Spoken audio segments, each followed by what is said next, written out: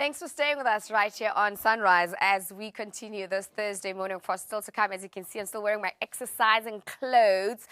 We will be doing some exercising along together with Mamo. It's all about preparation for the spring day and together as well as that big day with Justine Avon. Make sure that my body is in shape to be able to do that 7.9. Faith has already threatened that, she's going to be leading the pack. So don't want to be playing catch up. But right now, as we continue right here on Sunrise. According to a statement issued by Eskom, public fatalities and injuries due to the unsafe use of electricity remains a major problem in South Africa. Now, on Monday, the electricity parastatal launched a countrywide campaign to educate the public on safe electricity use. Joining us on the line to talk more about this campaign is Eskom spokesperson Khulu Phasiwe. Now, good morning and thanks for joining us this morning, Mr. Phasiwe. Now, please do share with us in terms of this week's long electricity campaign and what are you hoping to achieve with this exercise?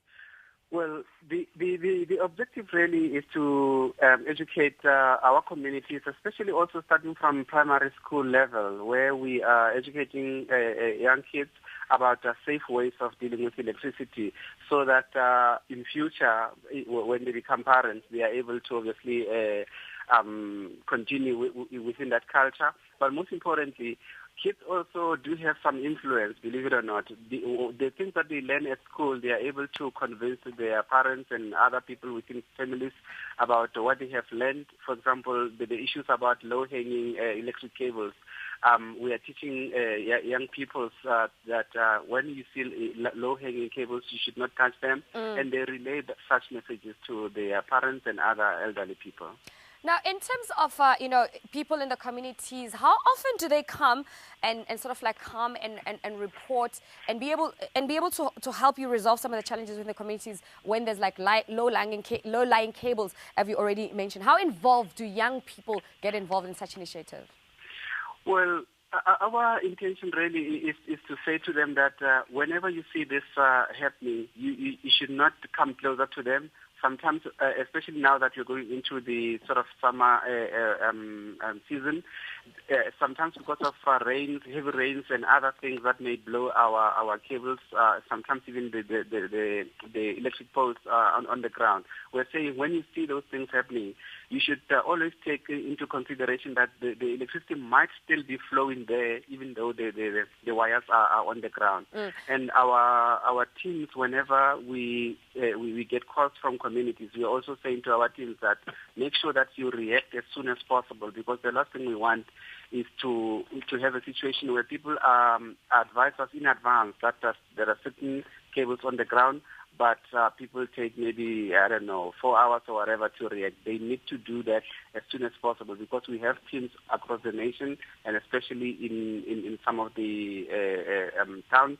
But in rural areas, we obviously it might be a challenge in the sense that sometimes you don't have centers there, but our teams should be able to react at least within an hour. Now, Khulu, do we have numbers in terms of statistics, especially that involves children? And why I'm asking is that yesterday we had an opportunity to speak to a Paralympian in the studio, Samgele, actually, who had experienced such a fatality at the age of 9.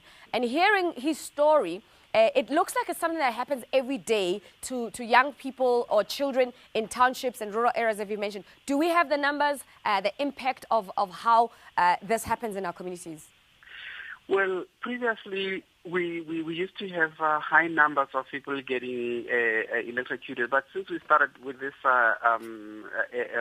electricity safety campaign, we are beginning to see the numbers going down, but they still are high, because last year the audited figures were showing that it was just over 100 people across the nation who got affected.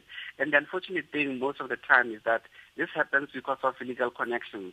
So illegal connections, if we can deal with them, chances are the numbers will go even much lower.